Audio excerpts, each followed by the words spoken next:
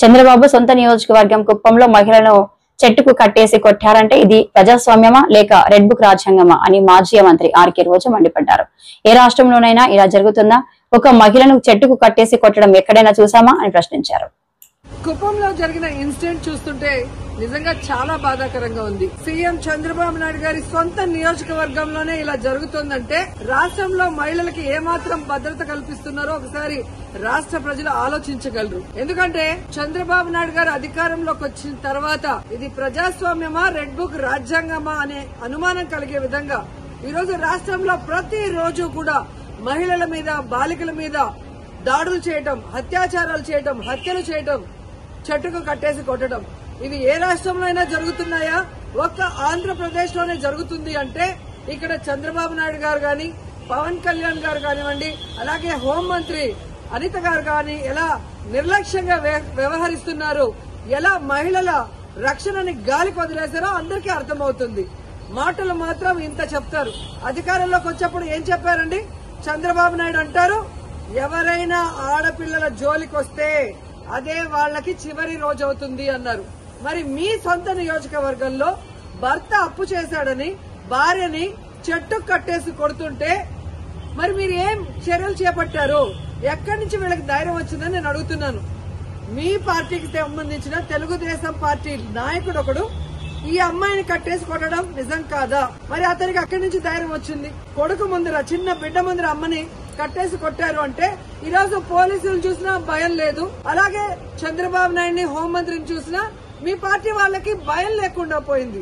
ఎందుకంటే లోకేష్ గారు చెప్పినట్టు ఎవరు ఎంత హింస చేస్తే, ఎవరు ఎంత దాడులు చేస్తే మీ గుడ్ లుక్స్ లో ఉండొచ్చు అన్న ఆలోచనతో రాష్ట్ర వ్యాప్తంగా అరాచక పాలన, అరాచకం సృష్టిస్తూ ముందుకు వెళ్తున్నారు.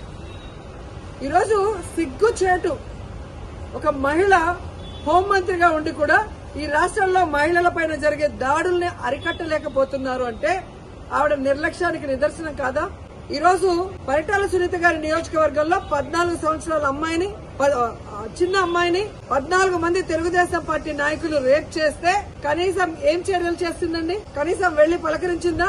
అలాగే అనంతపూర్ లో ఒక గిరిజన ఇంటర్మీడియట్ స్టూడెంట్ ని చంపేస్తే పోలీసుల నిర్లక్ష్యం వల్ల అమ్మాయి చనిపోతే అక్కడికి వెళ్లి హోంమంత్రి ఏమైనా చర్యలు చేపట్టిందా? మళ్ళీ గొప్పగా ఎన్నికల తర్వాత చెప్తుంది చంద్రబాబు నాయుడు ముఖ్యమంత్రి అయ్యాడు కాబట్టి ఇక ఆంధ్రప్రదేశ్ లో మహిళలంతా గుండెల మీద చేతులు వేసుకుని ప్రశాంతంగా నిద్రపోవచ్చని భారీ డైలాగ్ కొట్టింది. కనీసం కుప్పంలో కూడా మహిళలు ప్రశాంతంగా పడుకునే పరిస్థితి లేకుండా పోయింది. ఈ రోజు ఆవిడ సెల్ ఫోన్ లో ఏ విధంగా వీడియో కాల్ చేసి పరామర్శిస్తోందంటే ఈవిడ అహంకారానికి నిదర్శనం కాదని నేను అడుగుతున్నా.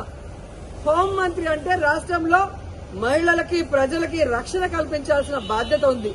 అంతకన్నా ఏమో పని ఉన్నట్టు బిజీ అంటూ ఇంతవరకు ఒక ఇన్సిడెంట్ జరిగితే కూడా పోయి పరామర్శించదు. తప్పు చేసిన వాళ్ళని అరెస్ట్ చేయించాలన్న చిత్తశుద్ధి ఉండదు.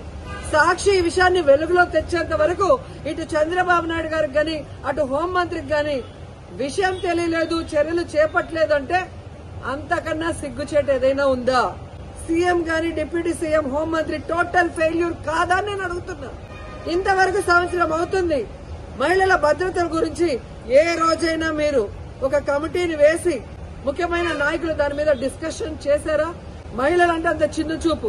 ఓట్లు వేసుకోవడానికి మహిళలు కావాలి, కానీ వాళ్ళకి రక్షణ ఇవ్వడానికి, వాళ్ళకి వెల్ఫేర్ చేయడానికి, వాళ్ళని అభివృద్ధిలో తీసుకురావడానికి మాత్రం వాళ్ళు మనుషులుగా మీకు పరిగణలో తీసుకోరు. ఇప్పటికైనా చంద్రబాబు నాయుడు గారు, పవన్ కళ్యాణ్ గారు, లోకేష్ గారు, అనిత గారు రెడ్ బుక్ రాజ్యాంగాన్ని పక్కన పెట్టి ముందు ఆడపిల్లకి రక్షణ కల్పించాల్సిన బాధ్యత తీసుకోండి. తప్పు చేసిన వాడు తెలుగుదేశం వాడైనా శిక్షించడానికి ప్రయత్నించండి. అంతేగాని టీవీల ముందు కూర్చొని చంద్రబాబు నాయుడు చెప్పాడు కదా అని జగన్మోహన్ రెడ్డి గారిని, భారతమ్మని తిట్టడానికి, సాక్షి మీద కేసులు పెట్టడానికి టైం ఉన్న హోంమంత్రి గారికి నేరస్తుల్ని శిక్ష